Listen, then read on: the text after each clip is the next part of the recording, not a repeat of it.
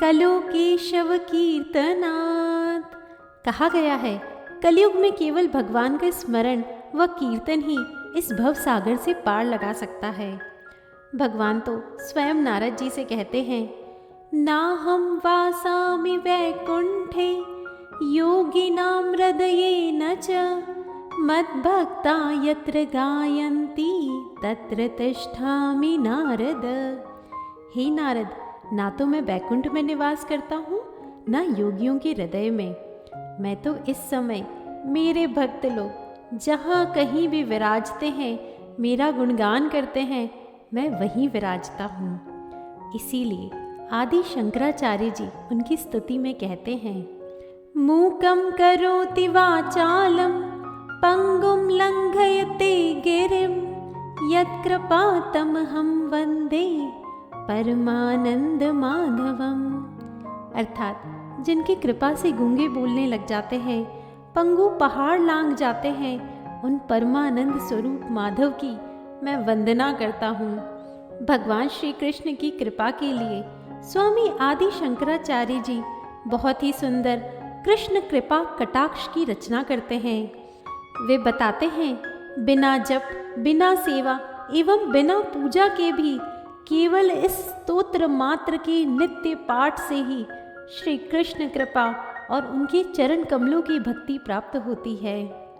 जब मुझे ये पता चला तो मुझे लगता है कि गर्भावस्था जैसे स्वर्णिम समय में इसका लाभ क्यों ना उठाया जाए, क्यों ना पूरे श्रद्धा भावों से भगवान की स्तुति कर संतान को सुनाई जाए, उन्हें भी भगवान श्री कृष्ण की कृपा प्राप्त हो। आइए संस्कृत में हमारे साथ साथ सस्वर इस स्तोत्र का पाठ प्रारंभ करें।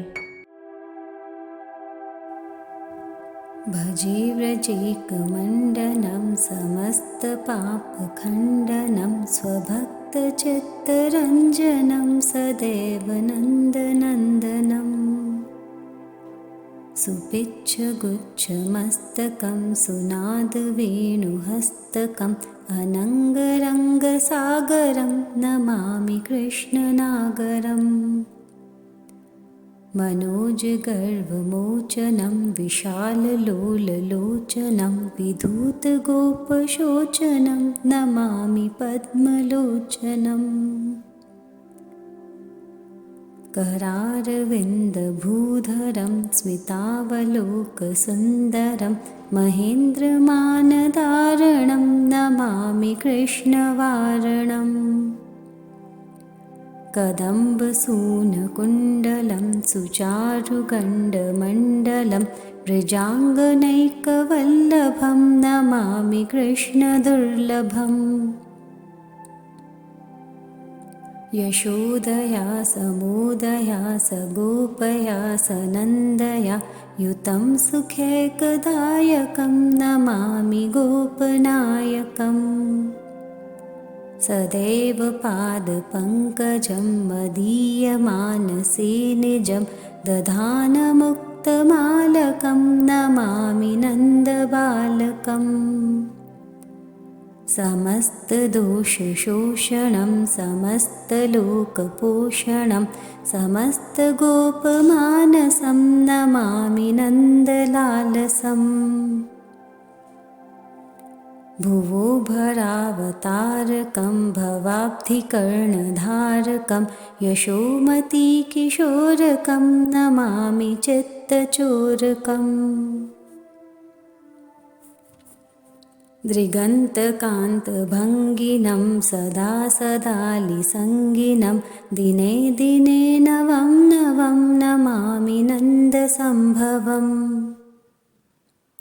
गुणाकरं सुखाकरं कृपाकरं कृपापरं सुरद्विषनिकन्दनं नमामि गोपनन्दनम् नवीनगोपनागरं नवीनकेलिलम्पटं नमामि मेघसुन्दरं तडित्प्रभालसत्पटम् समस्तगोपमोहनं हृदम्बुजैकमोदनं नमामि कुञ्जमध्यगं प्रसन्नभानुशोभनम् निकामकामदायकं दृगन्तचारुसायकं रसालवेणुगायकं नमामि कुञ्जनायकम् विदग्धगोपिकामनो मनोज्ञतल्पशायिनं नमामि कुञ्जकानने प्रवृद्धवह्निपायिनम् किशोरकान्तिरञ्जितं दृगञ्जनं सुशोभितं गजेन्द्रमोक्षकारिणं नमामि श्रीविहारिणम् यदा तदा यथा तथा तथैव कृष्णसत्कथा मया सदैव गीयतां तथा कृपा विधीयताम् प्रमाणिकाष्टकद्वयं जपत्यधित्य यः पुमान् भवेत् स नन्दनन्दने भवे भवे सुभक्तिमान् भवेत् स नन्दनन्दने भवे भवे सुभक्तिमान्।